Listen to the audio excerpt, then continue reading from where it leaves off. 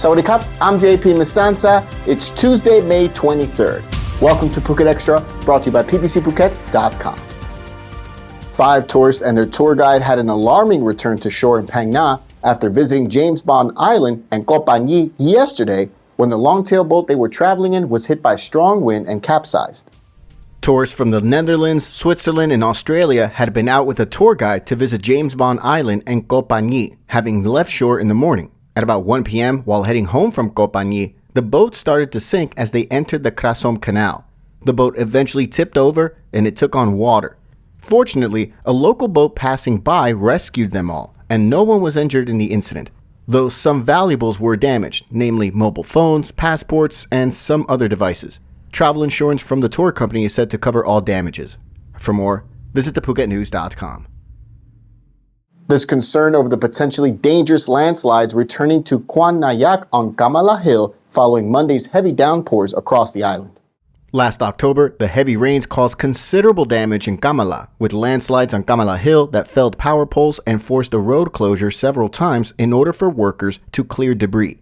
Phuket Move Forward MP-elect Chalermpong Sangdi raised concerns from locals through a post on Facebook on Monday that featured photos of the dangerous exposed hillside rock beside the road and the road barriers that were installed along the side of the road, though he says it's not enough.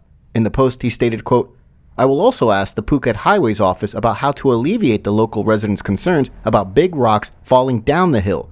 In the future, we may have to develop wetlands and create an app that informs local residents about disasters, namely landslides and floods, in their areas." MP-elect Chalermpong noted that he was particularly concerned about land encroachment as one of the causes of increasing the possibility of natural disasters, saying that building constructions could be blocking natural waterways that make it easier for disaster to occur. For more, visit thephuketnews.com.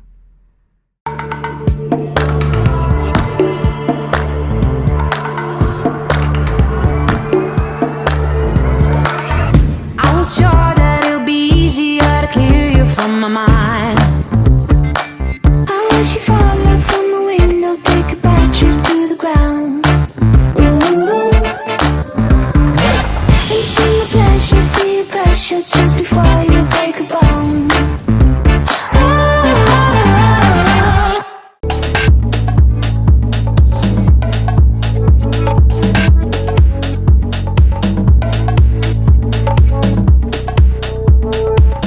Police will summons a lawyer representing alleged serial killer Sararat Arm Cyanide Warangsi Wutapon to hear a charge of helping her client destroy or conceal evidence of her crimes.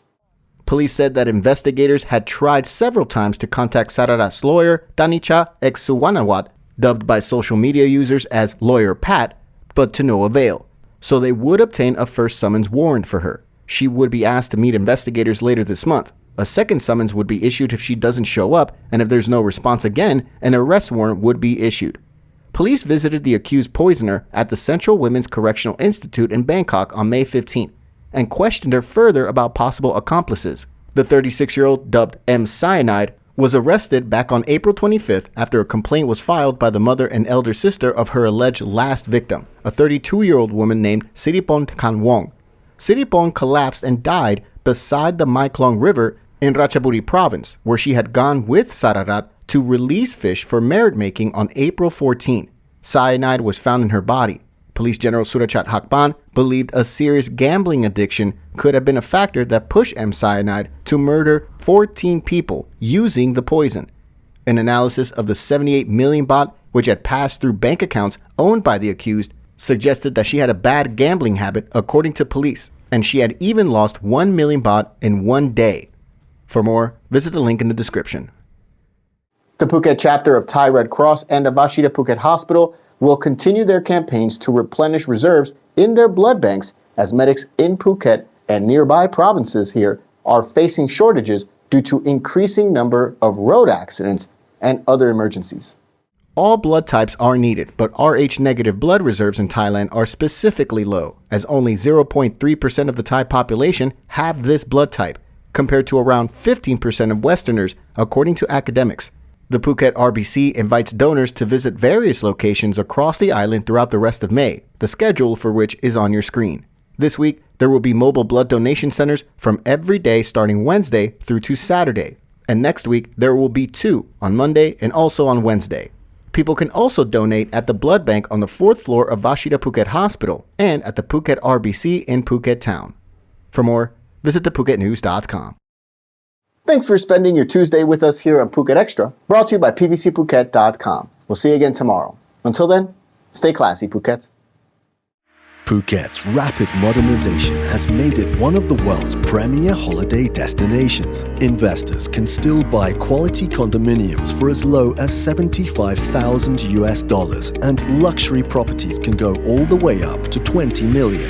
Condominiums in Phuket are a safe, secure bricks-and-mortar investment offering foreigners freehold ownership. Call or email Thai Residential, Phuket's #1 trusted real estate advisor, to find your perfect Phuket property.